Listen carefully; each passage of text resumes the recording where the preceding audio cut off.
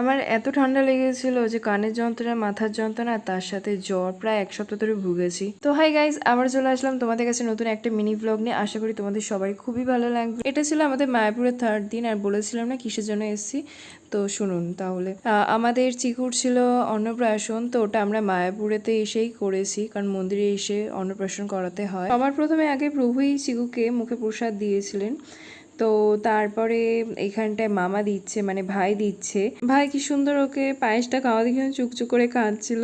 তোর খুব ভালো লেগেছে, পায়েসটা মিষ্টি মিষ্টি ছিল। তো এখানে বোনেদের কিছু আত্মীয়রা ছিল, তারপর আমরা গেছিলাম, তো খুব মজা হয়েছিল। তারপরে ভাই চিকুকে একটা সোনার চেন পরিয়ে দিচ্ছিল। তো চেনটা তো পরাতে পারেনি, বেচারা টাকে আটকে দিয়েছিল। আর ওদের বাড়ির সবাই, আমাদের বাড়ির সবাই ওকে মুখে প্রসাদ দিয়েছিল। দেখুন 1 মিনিটের ভিডিওতে আর কতটাই বা ক্লিপ দিতে পারি, তাই না? যেটুকুনি পেরেছি সেটুকুনি আপনাদের সাথে শেয়ার করলাম। দেখা হচ্ছে নেক্সট মিনি ব্লগে। এখন মতন বাই বাই।